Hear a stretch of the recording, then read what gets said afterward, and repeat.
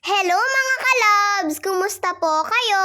Magtutupi na naman nga po ako ng hinigaan namin. Halos sabay-sabay nga din po kaming bumangon kaninang umaga. Kaya tinupi ko na nga din po kaagad ito pong hinigaan namin. Bumangon na nga po kaming lahat pero ito pong si Miming ay nandito pa rin po sa higaan. Dito nga po siya natutulog sa tabi namin gabi-gabi mga kalabs. Kahit ano nga pong gawin nila mama at papa sa kanya na palabasin siya dito sa kwarto ay pumapasok pa rin po talaga siya. Gusto niya nga pong makitabi sa amin. Wala naman na pong magawa sila mama at papa sa kanya dahil napupuyat rin po kasi sila kay Tanya. Tignan niyo naman po at naguunan pa mga kalabs. Madalas nga ay siya na po yung gumagamit ng unan ko. Akala ko nga po mga kalabs ay yung pinsan ko po yung niyayakap ko kaninang umaga, yun pala ay siya na. Maski nga po si kuya ay nagre-reklamo din po siya dahil tinatakpan daw po ni Tanya yung mata ni kuya. Kaya naiinis nga po si kuya mga kalabs. Sabi nga po ni mama kahit ganun daw po siya ay wag daw po namin siyang sasaktan. Kasi alaga pa rin naman daw po namin siya. Nung yung bedsheet na nga po yung nililigpit ko ay tsaka lang nga po siya tumayo mga kalabs. Kung marunong nga lang po to magsalita, baka po sabihin niya sa akin ay mamaya mo na to ayusin. Ayan mga kalabs at tumayo na nga din po siya. Pero minsan nga ay bumabalik pa rin po siya dito sa kwarto at dito pa ulit humihiga. Siguro nga ay gusto niya din po ng malambot na higaan. At kaninang umaga ay tinatanong nga po kami ni mama kung ano pong aalmusalin namin. Wala nga daw po siyang maisip na aalmusalin namin. Kaya etong kamatis na may itlog na lang po yung niluto niya. Sabi ko nga po kay mama ay masarap po sana kapag meatloaf na may itlog. Pero sabi niya nga po ay puro na lang daw po kami meatloaf. Kaya eto na lang po yung naisip niyang lutuin. Pagkaluto nga po nito mga kalabs ay naglagay din po si mama ng dahon ng sibuyas. Para nga daw po bumango-bango. At meron pa nga po itong okra na pinatong niya sa kanin. At nung nakapaghanda na po kami ng pagkain mga kalabs ay dumating po sila Tito Alden, yung pinsan po ni Papa. Dinaan po kasi nila dito yung bigas namin mga kalabs. Sakto po kasi ay pupunta po sila ng Manila. At nadadaanan naman po nila yung dito sa amin. Tinawag nga po ni Mama si Lolo Tirso dahil siya po ang magbubuhat ng bigas. Hindi po kasi yun kayang buhati ni Papa. Sakto nga pong nagtatrabaho po si Lolo sa bahay kaya tinawag po siya ni Mama. Siya nga po madalas ang tinatawag ni Mama na magbuhat ng bigas kapag po may dinadaan po silang bigas dito sa amin. Yung isang kaban naman po ng bigas dito ay para naman po sa lolo ko sa Manila. At etong isang sakong bigas naman po ang para sa amin. Si Tito G po pala ang nagdadrive ng sasakyan nila mga kalab. Dalawa nga lang po sila ni Tito Alden ang pupunta ng Maynila. Susunduin daw po kasi nila yung mga kapatid nila sa Manila dahil sa Gonzaga po sila magpapasko. At nagmano nga din po pala ako kay Tito G.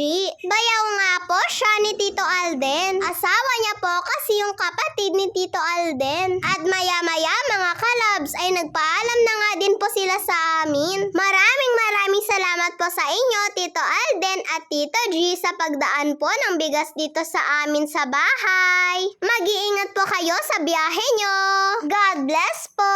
At nung umalis na nga po sila mga kalabs, umuwi na rin po kami ni Papa sa bahay. At itutuloy na nga din po namin ang kumain. Sabi nga po ni Mama kay Tito Alden kanina ay pumasok po muna sila. Pero sabi niya po ay wag na lang daw dahil baka po abutan sila ng malakas na ulan. Kaya sabi ni Mama ay sila daw po ang bahala. Masarap din po pala yung ganitong ulam mga kalabs, kamatis na may itlog. Natatandaan ko ay parang nagluto na nga po si Mama ng ganito noon pero parang hindi ko nga po natikman. Pwede lang po palang maging almusal yung ganitong ulam. Yung okra nga po namin ay halos si kuya lang po ang nakaubos. Kaya sabi ni Mama ay okay lang daw po. Maganda daw po kasi kapag makakain po si kuya ng madaming okra. Paborito pa man din po niya yung ganun. Tapos may sausawan pong patis at kalamansi. At kaninang hapon, eto nga po't magmimerienda din po kami. Umorder po kasi si Mama ng maruya at eto nga pong kinakain ko pong pinakufu ang tawag nila dito. Hindi po kasi namin alam kung ano pong tawag dito sa Tagalog mga kalabs. Basta sa amin po ay pinakufu. Nako nga mga kalabs, eto po yung gustong gusto ni Kuya na minemerienda. 12 pieces nga din po itong maruya na binili ni Mama. Merienda din po kasi ito ng mga lolo na nagtatrabaho sa amin. Sinobrahan na nga po ni Mama ng kuha para lahat kami ay makapagmerienda din. Binigyan nga din po namin sila nanay pati po yung mga pinsan ko ng tig isa-isa. Eto nga pong pinsan ko na ito kung tutuusin ay hindi nga po siya kumakain ng ganito. Napilitan lang po siguro mga kalabs dahil may mga kasama nga po siyang kumakain. Nung naubos ko na nga po yung pinakufu ko mga kalabs, ay eto naman pong maruya ang sinunod ko po.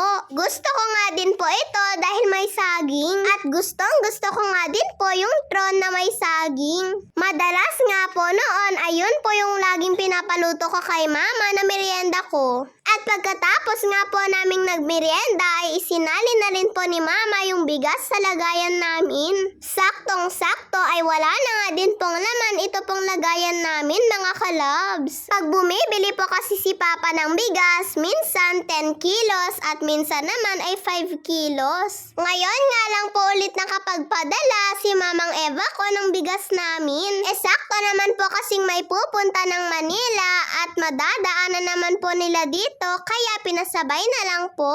Kapag po kasi pinadala pa ito sa bus ay mahal daw po ang pamasahe. Kaya kapag may pumupunta po ng Tuguegarao o di kaya sa Maynila ay nagpapasabay na lang po si Mamang ng bigas namin dito. Magbibigay din po pala si Mama kay lolo ko ng bigas na nagbuhat po nito. Hindi naman po sila humihingi ng kapalit mga kalabs. Yung ibibigay nga po ni Mama ay parang tulong na lang din po sa kanila at pa-thank you.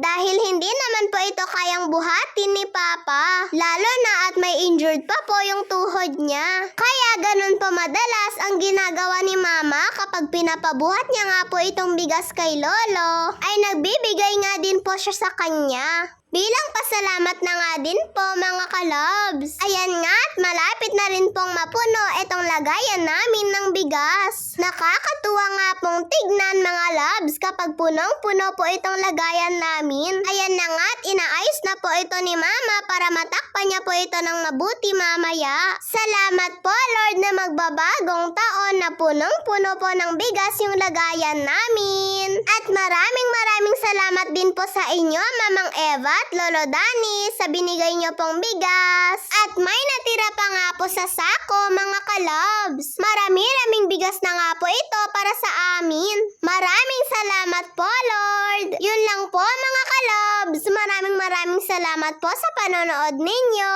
Mag-iingat po kayo palagi. God bless to all. Bye-bye po.